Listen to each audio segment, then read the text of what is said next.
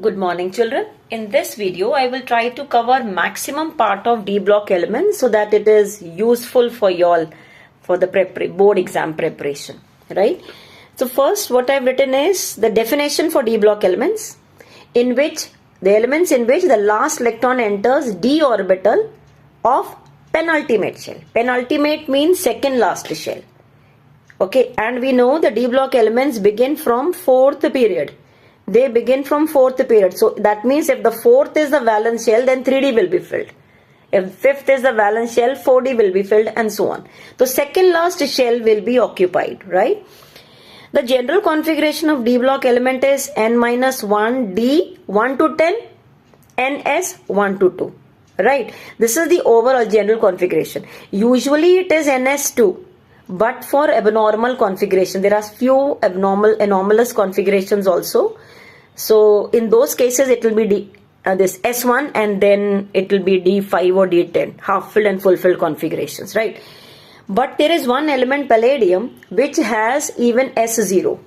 Usually the elements do not have S0, they have at least S2, or in case not S2, it will be S1. But palladium is the only D block element which has S0. In 3D series, there are two elements which have abnormal configurations, chromium and copper. Chromium atomic number is 24. If otherwise you write, what configuration you get is 3D4, 4s2.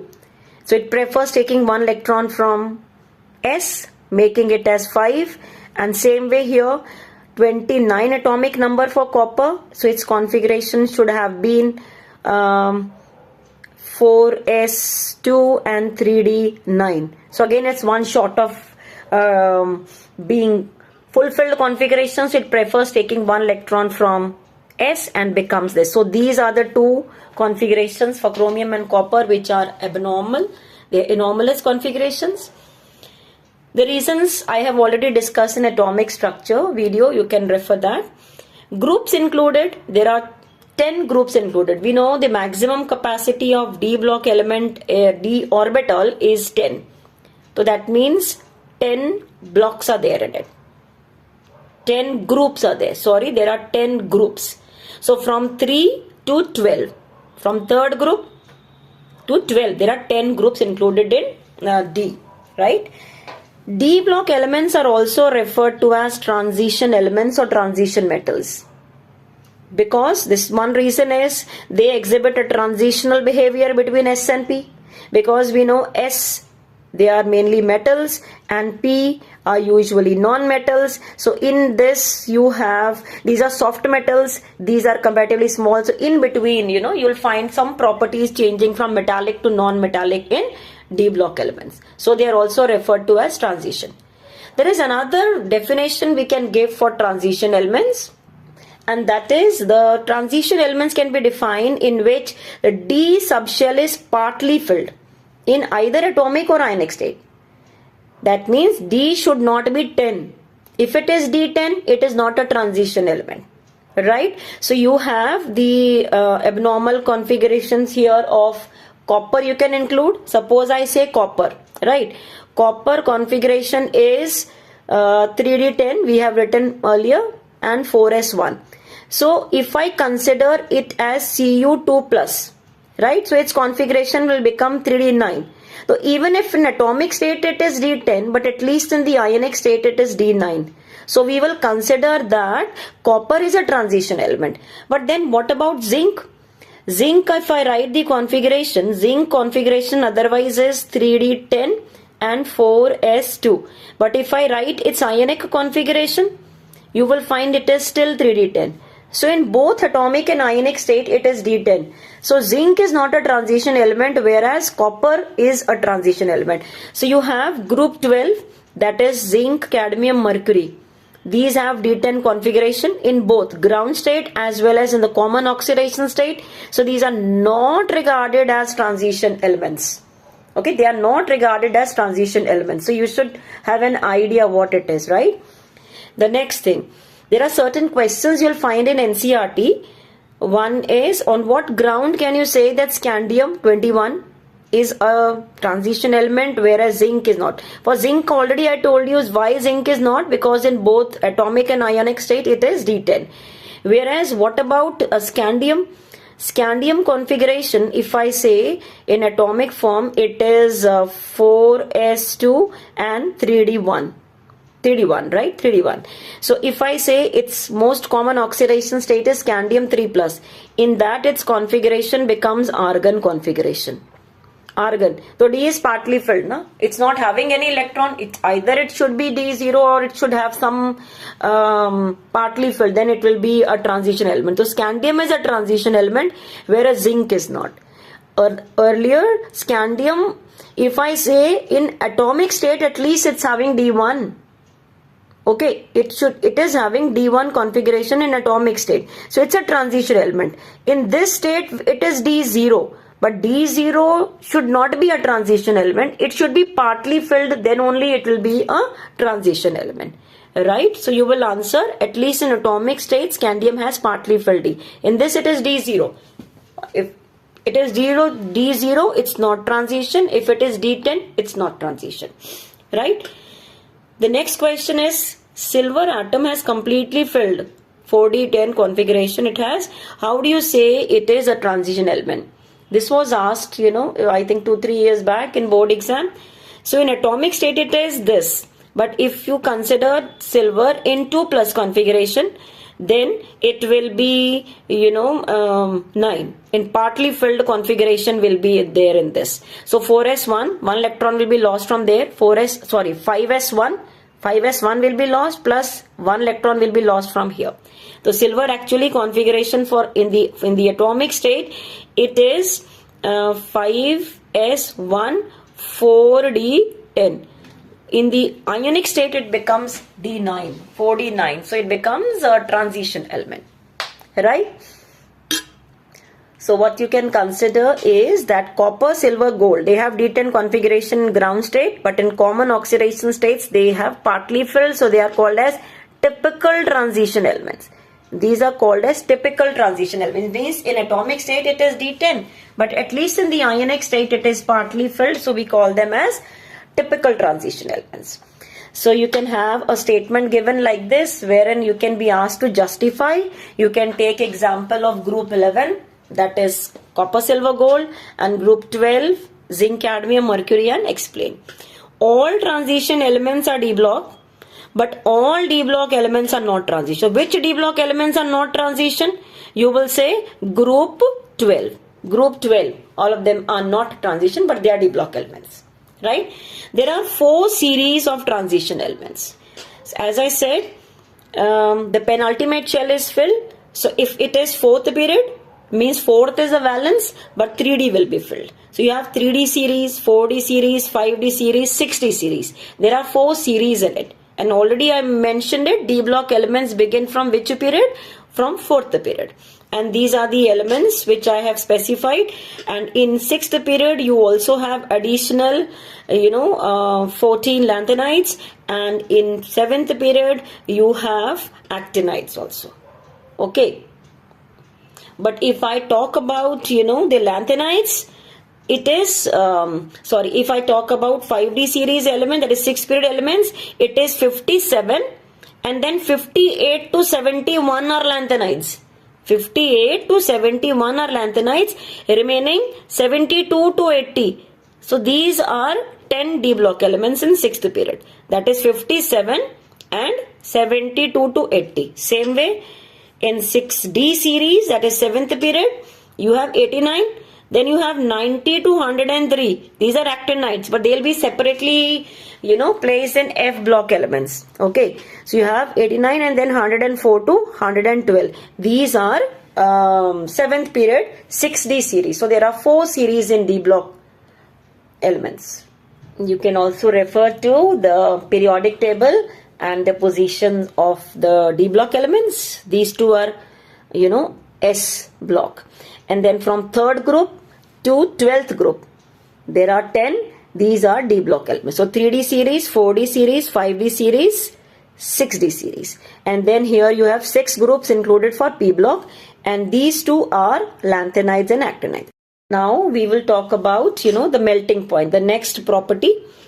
The transition elements except transition metals except zinc, cadmium, mercury, they are very hard. And have low volatility. Okay, only these are volatile metals.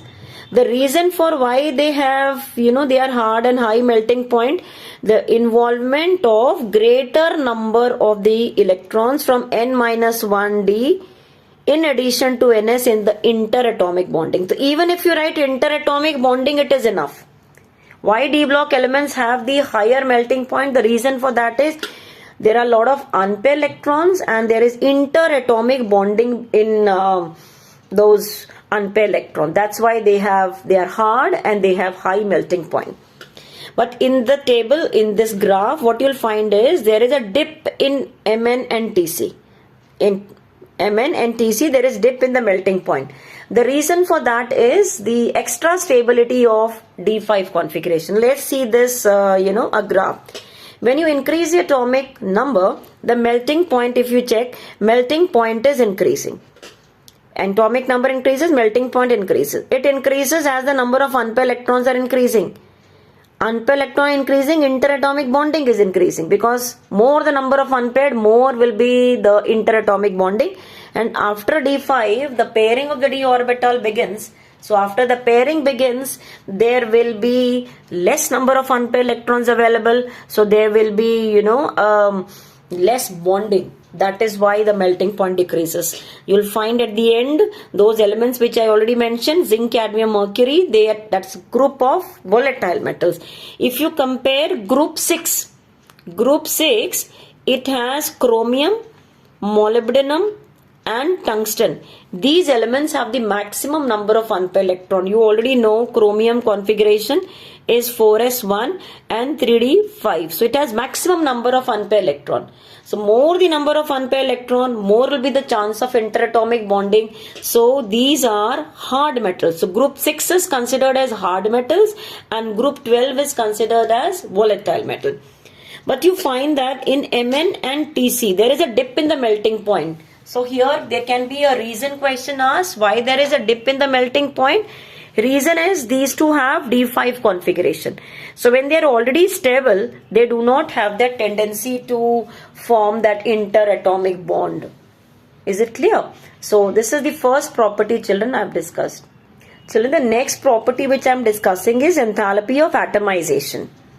So the metallic bonding, that energy, that depends upon the enthalpy of atomization. You can see the graph I'll show you just now. It's the same like melting point. It increases with the increase in unpaired, and then once the pairing begins, it decreases. So what you will find is more the number of unpaired electron in d orbital, greater is the enthalpy of atomization. Just children, for melting point, for enthalpy of atomization, what is the key word you will be writing in the board exam? Unpaired electron. So more the number of unpaired electron, more will be the interatomic bonding, hence more will be the enthalpy of atomization, more will be the melting point. Okay, so what you'll find is the enthalpy of atomization of transition increases with the number of unpaired electrons. You can see in the graph which is plotted over here, it is for all 3D, 4D, 5D series. 3D, 4D, 5D series. As the atomic number increases, what you'll find is this is not the atomic number, this is the, across that period, the group wise, 4, 3, 4, 5, 12. These are the groups mentioned. These are not number of unpaired electrons or the atomic number. So this is the enthalpy of atomization. So as the group number increases, means as we are moving across the period, the enthalpy of atomization increases. On this basis, children, you will find, two questions which are given in your NCERT book. Why do transition elements exhibit higher enthalpy of atomization? What will you write in this? Why do they have higher enthalpy of atomization? You will write the answer as because of interatomic bonding. Interatomic bond, that is very, very important term to be written in enthalpy of atomization for melting point. Please do not write wrong. Some children write as intermolecular. because you people are used to writing intermolecular, it is interatomic, right? Now, second question given in your NCERT is in the series scandium to zinc, the enthalpies of atomization of zinc is found to be the least. Zinc has the least enthalpy of atomization. You will write with respect to the configuration. You will write zinc configuration is 3d10, 4s2. So all d orbitals are filled. There is no one pair electron. No one pair electron means no interatomic bonding in it. That is why it has the least enthalpy of atomization. Got it, children? Okay. The third property which we are studying is atomic size. Across the period, what you find is the size decreases. That is the general trend we have been studying in periodic table also. But here you will find, something different. From scandium to Mn, the size decreases. From iron to nickel, it remains the same. From copper to zinc, again it increases. So there are three things. First it is decreasing, then it is remaining the same, and then it increases again. I will explain the reasons for them. Okay, I just now explain on the next slide with the help of a graph. So what you find is the curves which are there, you will find show increase from 3D to 4D.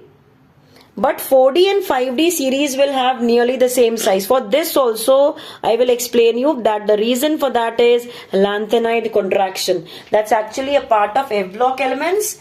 So as of now, you can only understand that in these lanthanides, they lie in sixth period. So that means in lanthanides, 4f orbital is filled. So in lanthanides, when the size with the atomic number increase, the size is decreasing. That effect is visible even in the 4D, 5D series. So what you will find is 4D and 5D series have nearly the same size. The answer is lanthanide contraction. And that important effect you will find in zirconium and hafnium. These have exactly similar radii. You can just see 159 and 160 picometer. Not much different, They have similar physical and chemical properties also. I'll explain with the graph. Yeah, here children you can see this is 3D series. Then you have 4D and 5. 4D and 5D are almost merging. They are almost the same. So what you find when the atomic number is increasing, the size decreases, it decreases, till Mn it decreases, and then you have almost similar size, and again copper and this, it's increasing.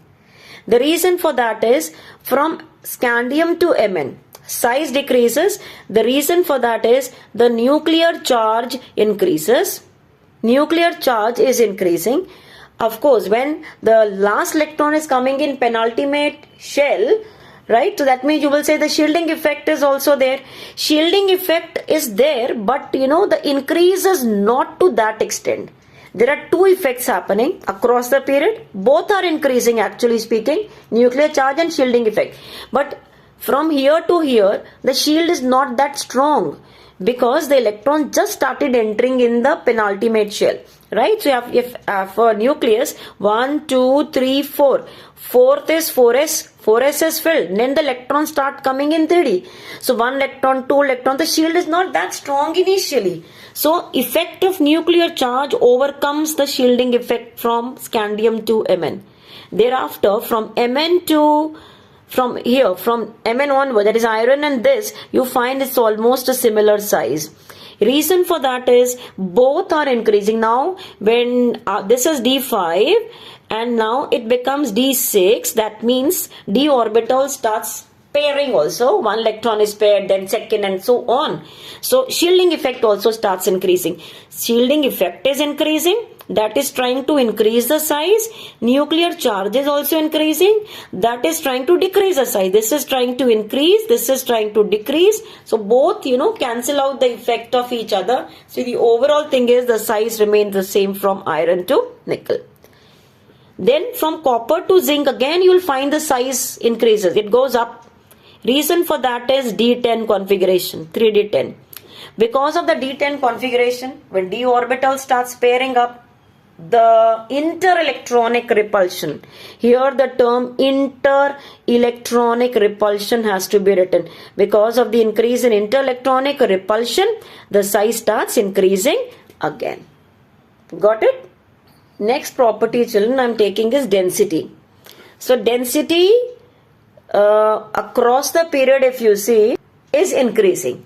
Reason for that is metallic radii is decreasing. Metallic radii is decreasing, so they become more and more hard, so density has to increase.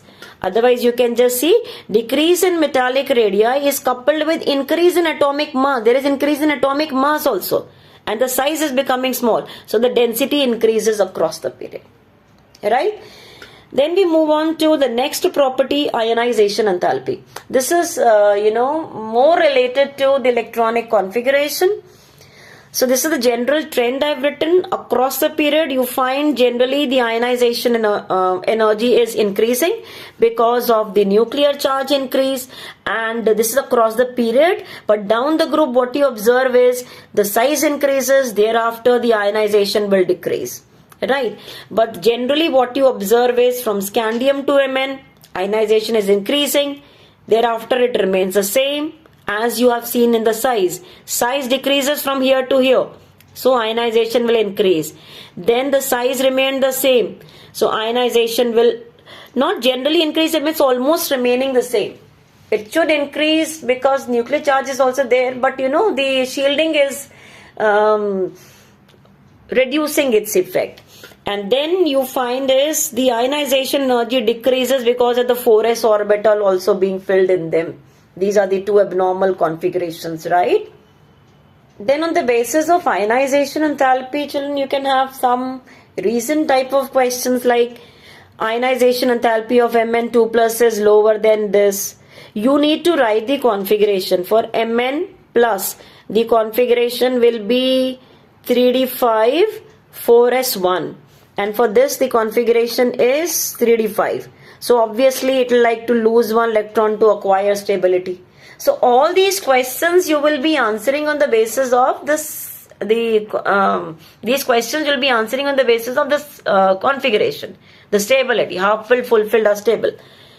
Ionization enthalpy of Fe2 plus is lower than Mn2 plus. Mn2 plus is 3d5 and Fe2 plus is 2 electrons go there. So it is 3d6.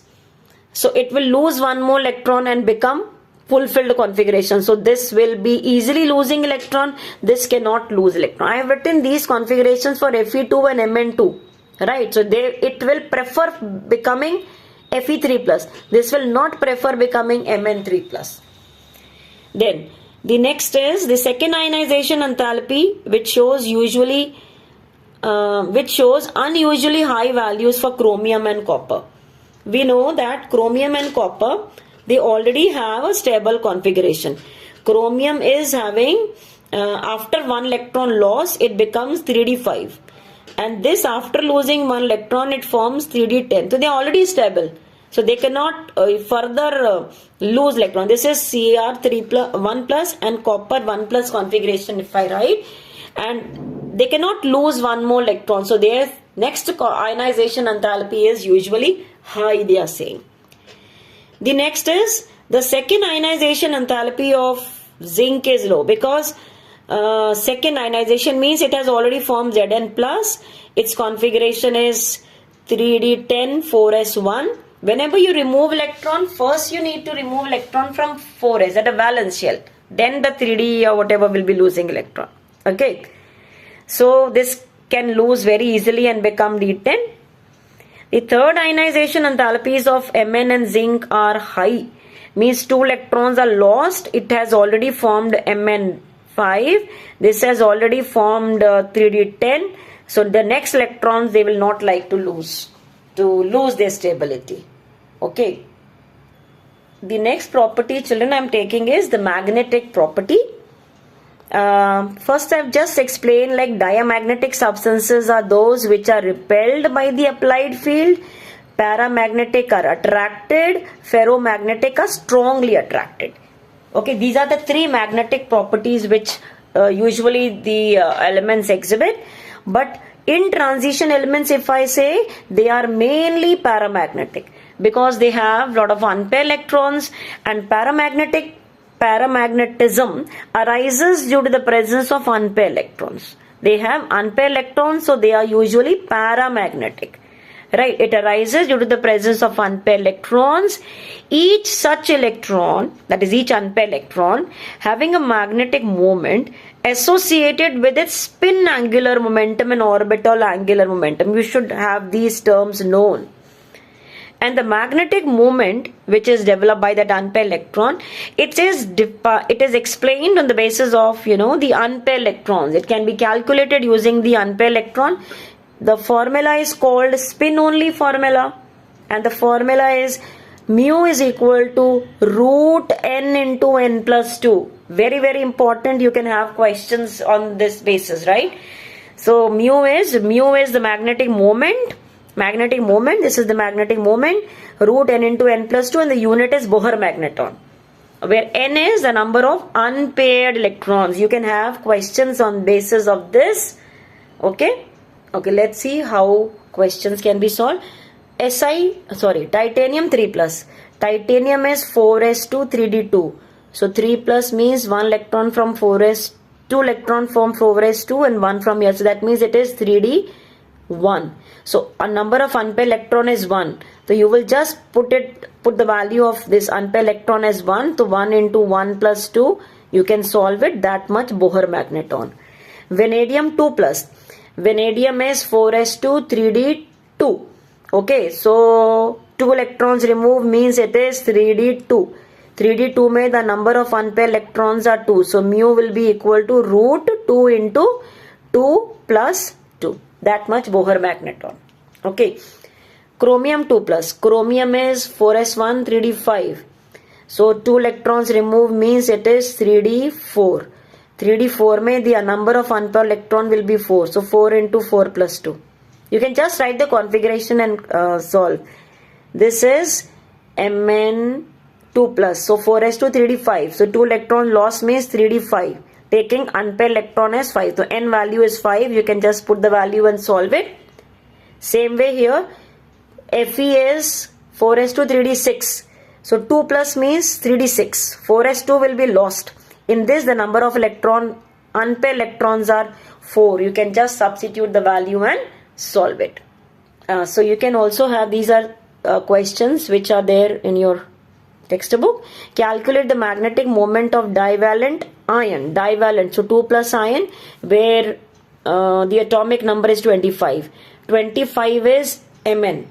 Okay, so Mn actually configuration is 4s2 3d5. So 2 electrons lost means 3d5. Its magnetic moment you are solving means you will have mu. Mu is equal to 5 into 5 plus 2 Bohr magneton. That will be the answer. You can solve it and write. So root 35. 7 into 5 root. Right? Same way, spin only magnetic moment you have to calculate for this. So you will write this atomic number. Do not make a mistake of removing 2 electrons initially and then writing the configuration. First, you should write the configuration of this. So the configuration of this atomic number is 4s2 3d7. 2 electron loss means 3d7. 3d7 mein the number of unpaired electron will be 3. So you will calculate as mu is equal to root 3 into 3 plus 2. So root 15 the answer will be. Okay? Right. So next you have is colored ions. Right? Formation of colored ions due to the presence of unpaired electrons. For so many properties, the unpaired electron is the answer. Paramagnetic, unpaired. Enthalpy of atomization, melting point, boiling point, why they are high, unpaired electrons are there. Why they are colored, unpaired electrons. So presence of unpaired electron, because of that they exhibit color. So what they do is, when they absorb light, they absorb the visible region, light from it. And the energy for excitation, of course, will depend upon the size of the metal atom. Okay. The energy of excitation corresponds to the frequency of the light absorbed, and the frequency of light absorbed will be ultimately on the basis of the size. This frequency usually lies in the visible region. So its absorbed color will be a complementary of what is observed. So absorbed and observed, they are two things. The color observed corresponds to the complementary color of the light absorbed.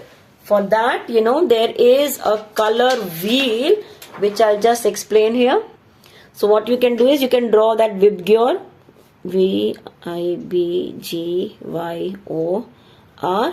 Vibgyor. In this you will have these two are complementary to each other, means if any substance is appearing to be yellow, it has absorbed violet, and for violet it is yellow. So these are absorbed and complementary colors. Blue, indigo, they go together with orange, and for red it is green. If it is absorbing red, it will appear green. If it absorbs green, it will appear red. It's a color wheel, okay? But we don't have to remember that. What we have to bother about is the iron, particularly, is it colored or not colored? For example, here, the ions with D0 and D10 configuration means either empty or completely filled. They will be colorless. So that means it should have at least one unpaired electron and then it will be colored. So you can get some questions like this. Some ions are given and you can be asked to explain whether it is having any color or not. Right? Like Fe2+. Fe2+ configuration is 3d6. So it is colored. We don't have to remember the color, but yes, you can check the configuration for this. Iron, cobalt, nickel. So this is 3d8. Even this is having unpaired electrons, so colored. This is not colored because we know zinc is D10. Zinc ion is D10. Cobalt as such is 3d7 and 4s2. So 2 electrons from there. So 3d6. Again it is colored. This will be colored again because 4s 1 electron and 3d 1 electron also will go away. Scandium is again not colored because 4s2 3d 1. All 3 electron lost. Now this is having argon configuration. It will be not colored. Right? Okay. The next property we are discussing is complex. Formation of complex. These children you can be asked as give reason type of questions. Transition elements form large number of complex compounds. Why? Please learn these 3 reasons for why they form complexes. Number 1, small size of the metal ion, high ionic charge, and availability of d orbital. Availability of d orbital for bond formation. So these 3 have to be written. You will definitely find few reason questions in D block. So you will write down this: high ionic charge, small size, and availability of d orbital for bond formation. Right? Catalytic property. Transition elements and their compound act as catalyst. There are main 2 reasons you are going to write for that. Number 1 is due to the ability to adopt multiple oxidation state and to form complexes. Okay, these 2 have to be written. But otherwise, if you say the reason why is this can be even asked in your MCQ. Okay, like what is the reason for why catalysts act as why transition elements act as catalyst? Ability to adopt multiple. This is the main one.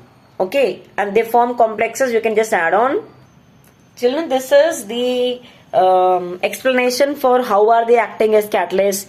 They provide a surface area, where there is a bond formation between reactant molecules and the atoms of the surface of the catalyst, and once the product is formed, they leave the surface and go. Means basically adsorption on the surface of the catalyst, forming the product, leaving the surface and going. Right? Okay. The next property, children, is interstitial compound.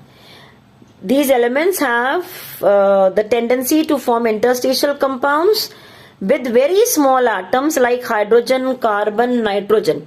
So basically these 3, they get trapped in the crystal lattice of metal, and that is why they can form, the interstitial compounds. They have gaps in between. The voids are there in which these small elements can be trapped and it form interstitial compounds.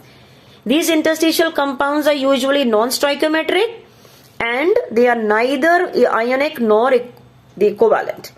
They are non-stoichiometric, means they do not have particular formula like usually you write down by crisscross method. See, the formulas can be TIC, Mn43, Fe3H, VH 0.56, TiH 1.7 and so on. Okay. These small elements, they get trapped. What happens when they form interstitial compounds? Their melting point, boiling points become higher than the pure. They are hard. They can be compared with diamond in hardness. They retain their metallic conductivity, and they are chemically inert. They become inert. So these four properties, you can be asked which are not the properties of interstitial compounds and so on. Okay. Right? The next property, children, we are taking is alloy formation. You generally find that D block elements are used for making alloys. And what are alloys? They are homogeneous solid solutions. And why transition elements are usually used for making alloys? Because of similar radii. The last three things which I taught you, why they form complex compound, three reasons, why they are acting as catalyst, okay, multiple oxidation state stability, why they act as, they can be used for making alloys, similar radii, they are very, very important questions. Okay. The alloys which they form are hard, they have high melting point, and these are the elements which are usually there. Chromium, vanadium, tungsten, molybdenum, manganese, these are there in steels, different types of steel. Brass, you should have an idea about what all elements are there in it. Copper and zinc, bronze, copper and tin. Okay. So with this, I'll end the video.